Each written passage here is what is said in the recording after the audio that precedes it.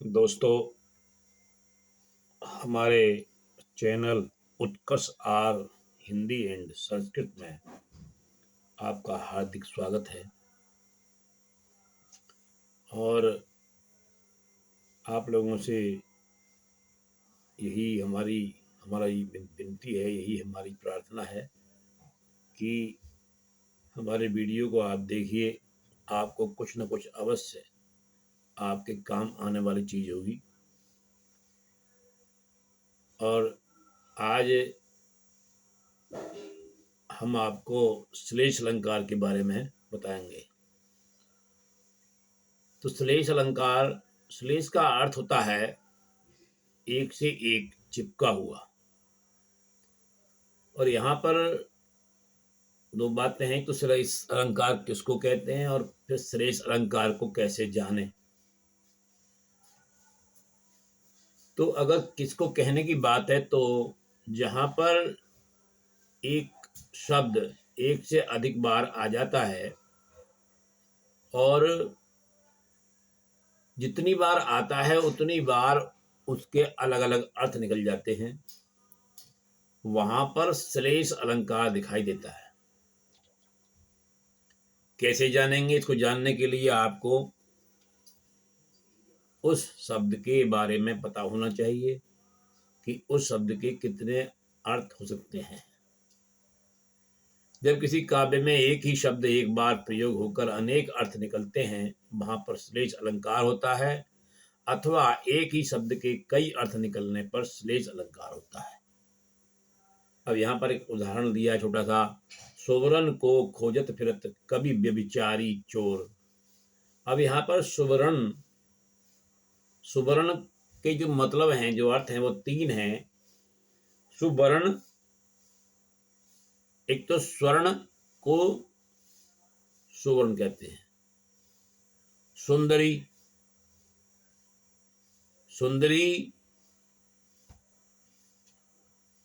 ये भी जो है इसका ही सुवर्ण यानी सुंदरी स्त्री, सुंदर स्त्री के लिए। और सुवर्ण यानी अच्छे वर्ण, अच्छे अक्षर। तो कवि व्यभिचारी चोर, कवि जो है वो खोजता है, सुंदर वर्णों को खोजता है। व्यभिचारी सुंदर स्त्री को खोजता है और चोर सोने को खोजता है। तो इस प्रकार से ये तीन अर्थ हुए इसके। अब आगे चलते हैं हम इसके प्रश्नों की ओर। तो ये प्रश्न जो हैं, पहला प्रश्न हमने रखा है, जहां पर एक ही शब्द के अनेक अर्थ निकले वहां पर अलंकार होगा। तो वहां पर कौन सा अलंकार होगा? वहां पर होगा हमारा श्लेष अलंकार होगा। वहां पर श्लेष अलंकार होगा। इसके बाद में अगला हमारा प्रश्न है, किस अलंकार में एक शब्द के कई अर्थ होते हैं? तो ये भी अभी आपने पढ़ा है। इसका जो उत्तर होगा वो गा विकल्प होगा। इसके बाद अगला हमारा प्रश्न है, श्लेष अलंकार किस अलंकार के अंतर्गत आता है?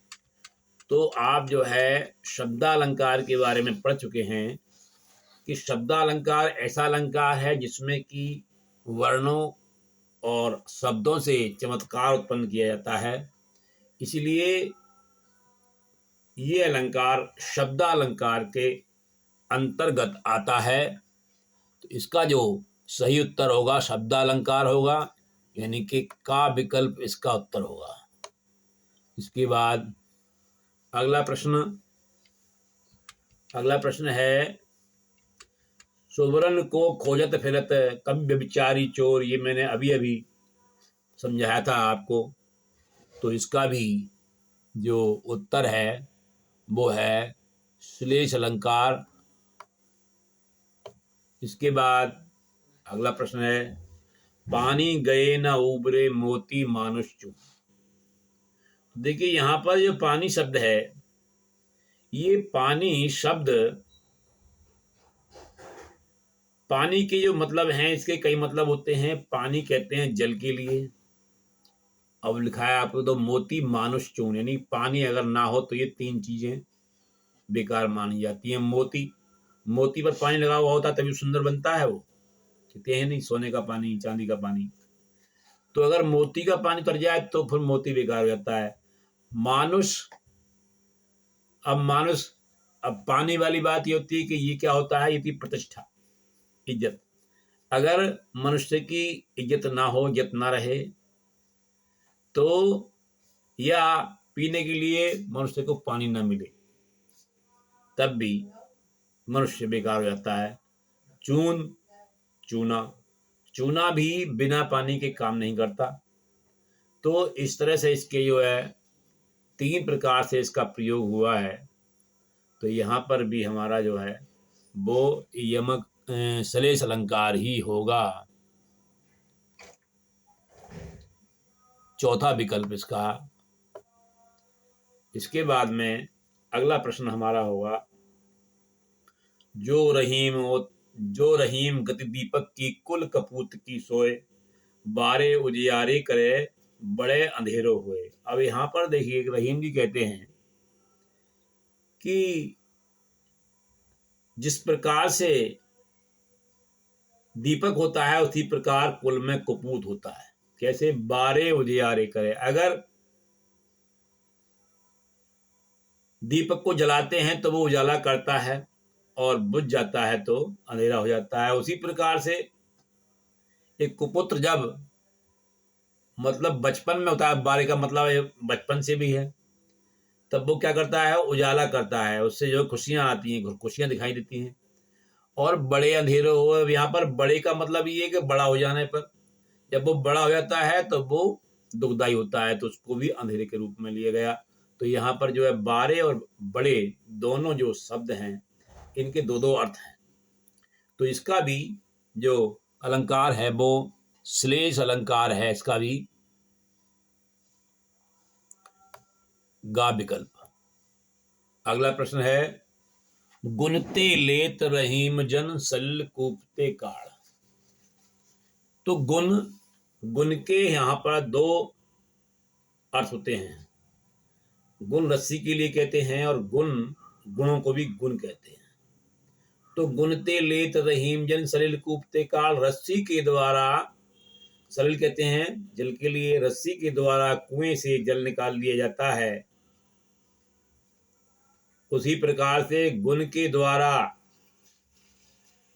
क्या है, लोग दूसरों के गुणों को ग्रहण करते हैं। तो गुण के 2 अर्थ हुए, इसलिए यहाँ श्लेष अलंकार होगा। इसका गा विकल्प होगा।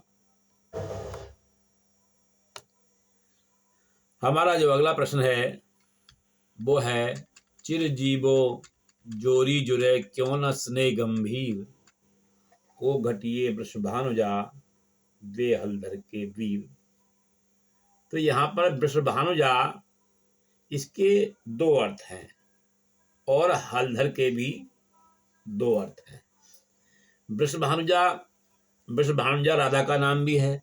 वृषभानुजा वृषभानु की पुत्री, और वृषभानुजा बछिया को भी कहते हैं, गाय का बच्चा। इधर हलधर, हलधर के भी 2 अर्थ हैं।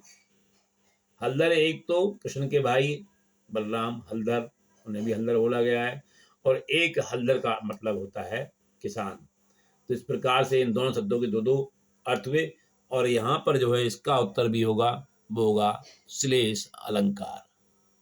तो यहाँ पर ये मैंने आपको कुछ प्रश्न आपके सामने रखे। आगे मैं आपको इनका सबका मिक्स रखूँगा, और ये सभी जो है श्लेष अलंकार के ही सारे प्रश्न हैं। तो आप ध्यान दीजिए और मेरी वीडियो को आप देखते रहिए। मुझे आशा है कि आपके बहुत बहुत काम आएंगी, और अब अगली वीडियो का प्रतीक्षा कीजिए। धन्यवाद।